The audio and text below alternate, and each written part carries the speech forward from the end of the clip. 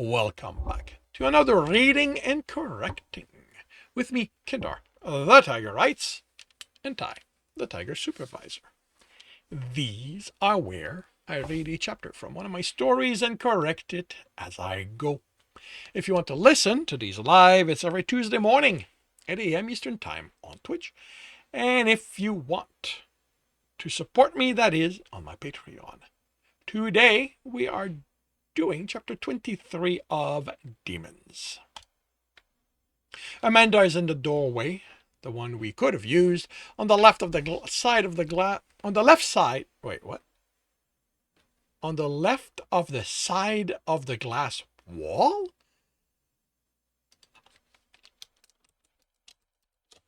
On the left side of the glass wall. That section is in glass. So it survived Claw's entry in the room. She looks around the room, then steps in. Claws tenses, and I shake my head. This is quite the mess, Amanda says. 4 women in heavy armor holding large rifle enter behind her and position themselves on each side. I look at the rifles. I've never seen them before. By the width of the barrels, I can tell they use much higher caliber than the revolvers. You should have known they wouldn't be enough to stop me. Jason enters behind them, looks around, and lets out a series of expletives. Amanda ignores him. You had help, although you're not looking too good. Feeling under the weather. I tried to snort, but I can't work up the energy. I am still tired. I'm guessing some of the swords were poisoned. Only Rebecca's. She looks around, then shrugs. I'm guessing Rebecca was the last guard I fought. I'm happy to see it did work. We didn't get a chance to test it. Until now, it was just a theoretical model based on your unique biology. I had no idea how it was going to affect you, but I'm disappointed it hasn't killed you yet. I was expecting it to work faster. I don't bother trying to shrug. Claws is supporting all my weight. It's all I can do to keep my head up. What can I say? You built me tough. Yes, I did. She smiles. But you're still going to die, so how about you give me back the soul stones and I'll make your last moment more comfortable? No. I look her in the eyes. They aren't yours. He's going to take them back to his people. Amanda frowns, but Jason looks surprised. He studies Claws for a moment, then turns to Amanda. Amanda, you don't have to do that. He's more valuable alive than... Do shut up, Jason. Dee, please tell her you will work with us.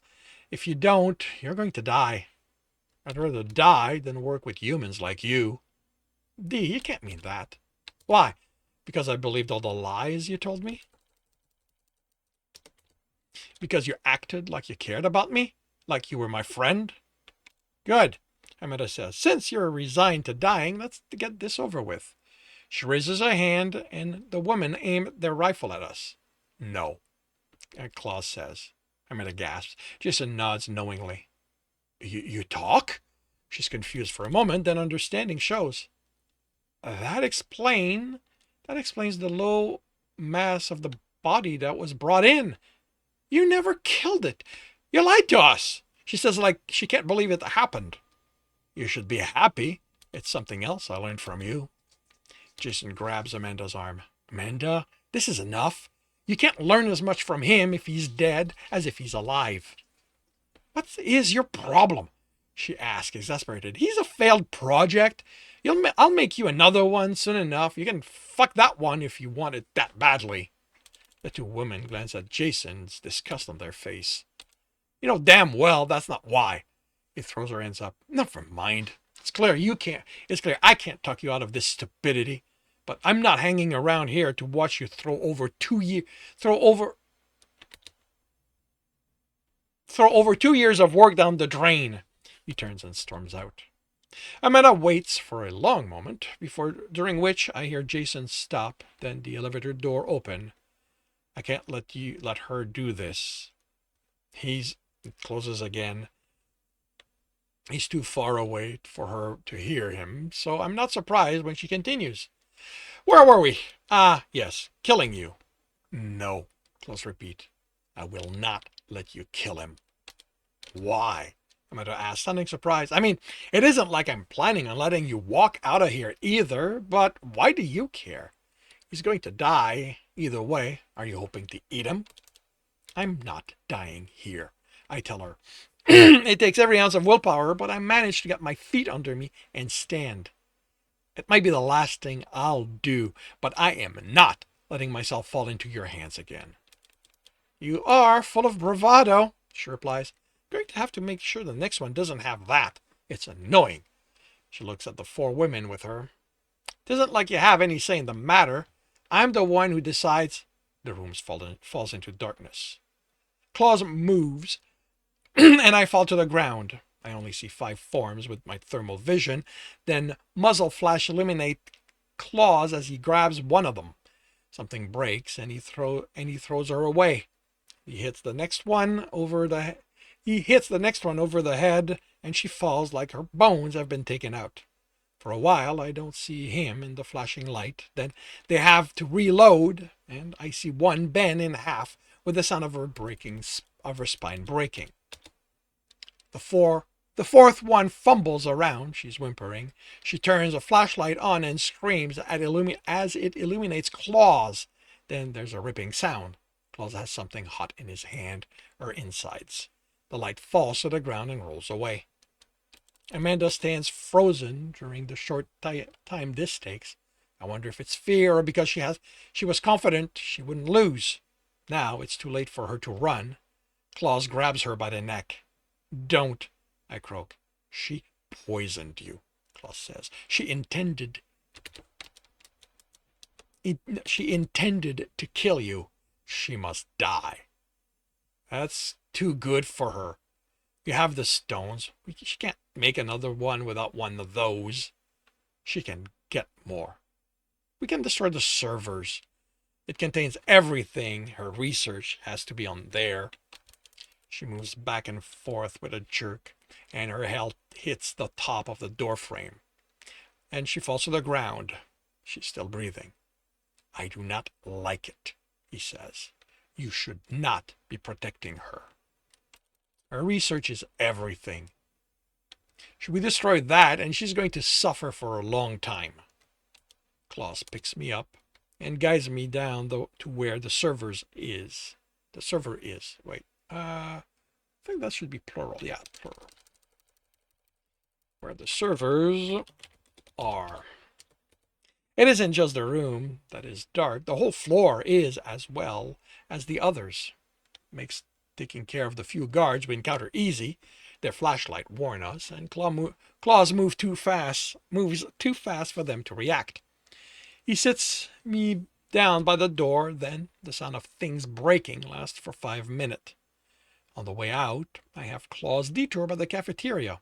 All of a sudden, I am famished. Even this late, there's always food ready for those who work through the night. I want to sit and take the time to eat, make sure my hunger is sated, but we can't afford to stay. I grab the tray of meat out of the fridge and eat as Claus carries me out. We encounter no guard, not even in the lobby. Maybe they all went down to rescue the people there, or they are trying to restore the power. I wonder if my friend from the previous time is responsible for that. Hopefully, he isn't one of those Claus hurt in the darkness. Claus makes it 2 blocks before I have him stop. I get him to put me down, hand him the half-full tray, and drop to all fours. My stomach is rebelling. I'm still hungry, but not only does it feel like I can't eat another piece, something is about. I throw up. I make a large puddle of chewed meat mixed with a green goo streaked with black. Once I'm done, I feel slightly better. I sit back against the wall of the alley. Claus crouches next to me and studies the puddle. I take the tray off his hand and get to eating again. He runs a claw through it, brings it up, sniffs, then licks it. He has a thoughtful expression for a moment, then stands. Once I'm done eating, I am able to stand on my own. I'm no longer as tired as I was. You protected yourself from the poison. He points to the puddle. The black streaks look like the black of my hand. I can do that. If you are feeling better, then it seems likely you can. None of us can expunge part of ourselves like you did. I don't think Amanda realized I could do that. Claus nods. I'll throw the empty tray in the dumpster and start walking. Claus falls into step, and soon he's back to looking like a human wearing jeans and a hoodie. We walk through the night. I push myself. With the damage we did, I expect Amanda will want retribution. I don't mind, but now that I am feeling better, I find I'd prefer being away from here rather than having to find them. The moons are setting when the density of the buildings lighten considerably. By the time the horizon brightens, the buildings are sparse around us. We continue until the sun has fully risen. Claus stops. My people are in that direction. He points in a direction perpendicular to the road. Our car drives by, raising dust. It doesn't slow. How far? At a full run, I can reach them by the time the sun touches the horizon again. I nod.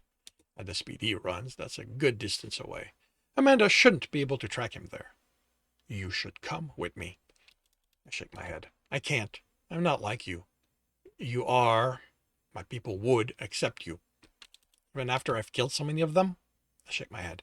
No, I don't want you to have to protect me from them. And if Amanda decides to come after me, I don't want her also finding you. Then I should stay with you. No, I'll be going to a city. You can't follow me there. I found you and followed you in this one. I sigh. You have people to go back to. They are more important than me.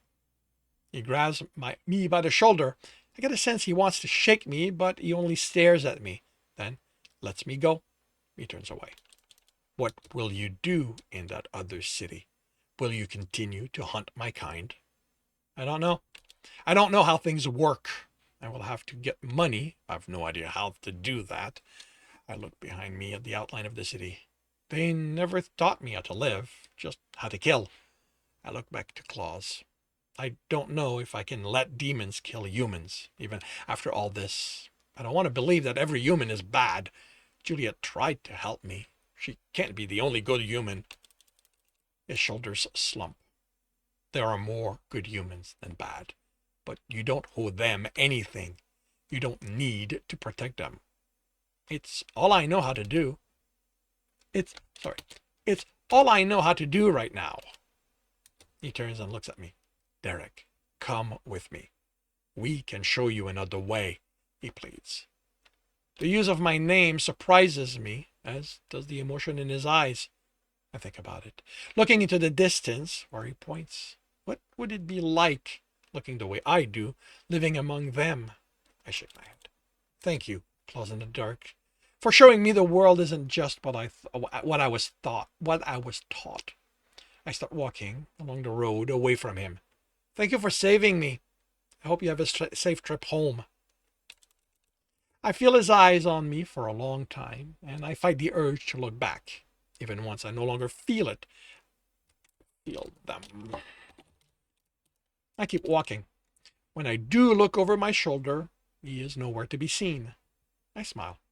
I look ahead again and wonder how far along the road the next city will be, and what it might be like.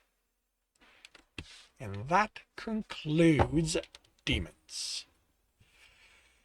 If you've enjoyed this, please leave a like. If you want to know when the next book will be started, subscribe and hit the bell. If you want to read this book, as well as the others in the series, they are available on Kindle Unlimited. If you want a different way to support me, that is on my Patreon, where you can get access to basically everything else I've written. And if you want to listen to these live, it's every Tuesday morning, 8 a.m. Eastern Time on Twitch. Links are in the notes, and with that, I shall wish you a good day.